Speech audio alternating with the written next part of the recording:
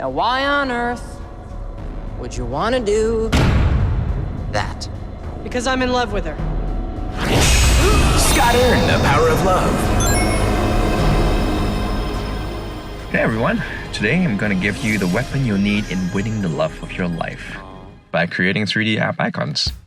That's right, so today I'm going to turn my wife's most used apps and turn their icons into 3D for her birthday. Let's just say that she's in for a real treat. First, of course, is swiping her phone, which was surprisingly easy considering how often she's on it.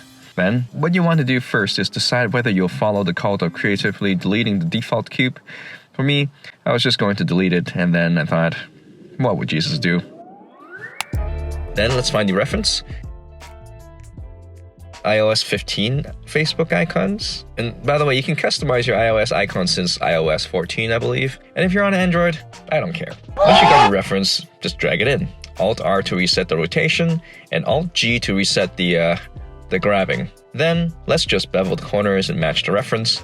Getting this rounded corner right is important because I want this to look consistent with the rest of our icons, even though the 3D-ness is probably going to stand out regardless. Let's just use a box and extrude it to match the F shape.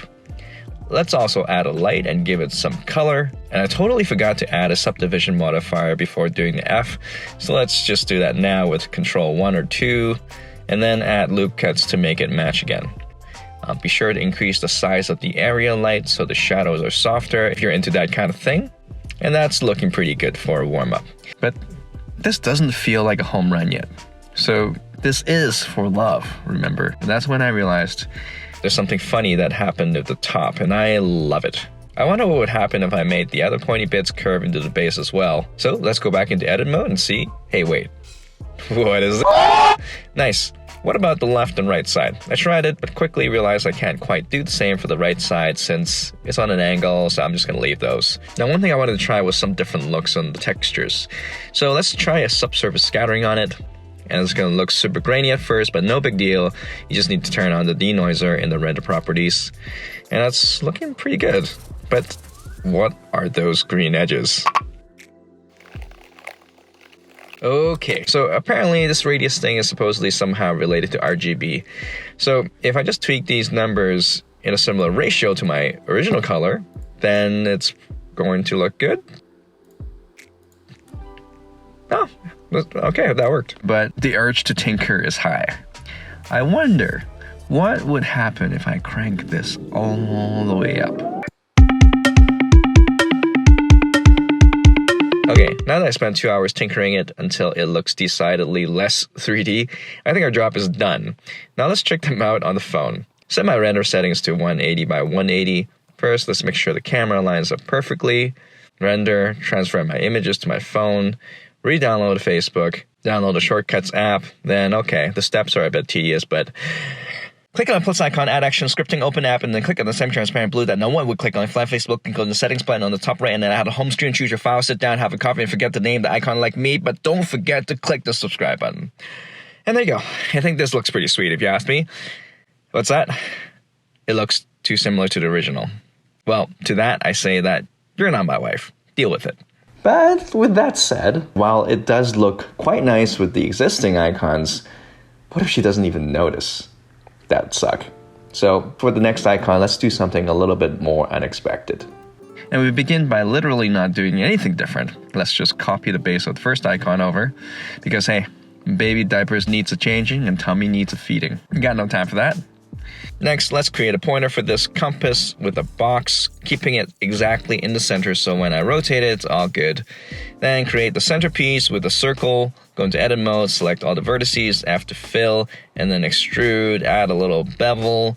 And then let's create those ticks with an array modifier, which can be as fussy as a newborn 3-month-old. And after a 5 a.m. to 6 a.m. feeding, let's add the circle array modifier.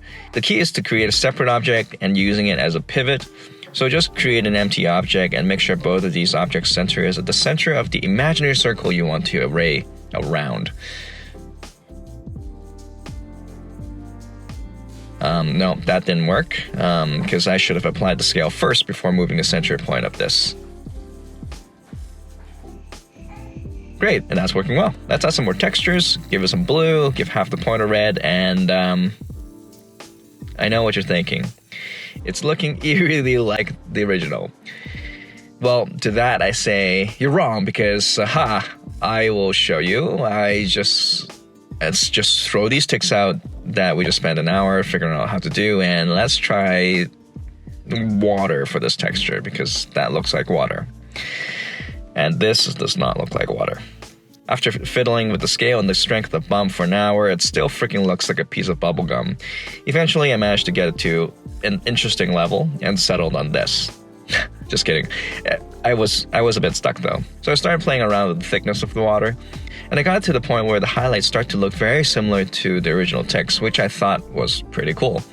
So I played around with some more variations, adding a band around the circle, adding a light to the water, turning the whole tile into the water, adding ticks back as underwater lights. Some pretty interesting ideas here. After testing it for a couple of days in the morning, just enough time for me to ponder what life decisions got me to this point, I settled on this. I just like how simple and clean this is and how similar it is to... crap. Okay, so due to my tinkering and overestimation of how much I can actually do within a given day, I didn't quite get this done for my wife's birthday. I was going to do this marble and gold foil thing for the Instagram icon. In my head, it would have been pretty cool. But hey, if you're interested in seeing that, let me know in the comments. Until then, I'll see you when I see you.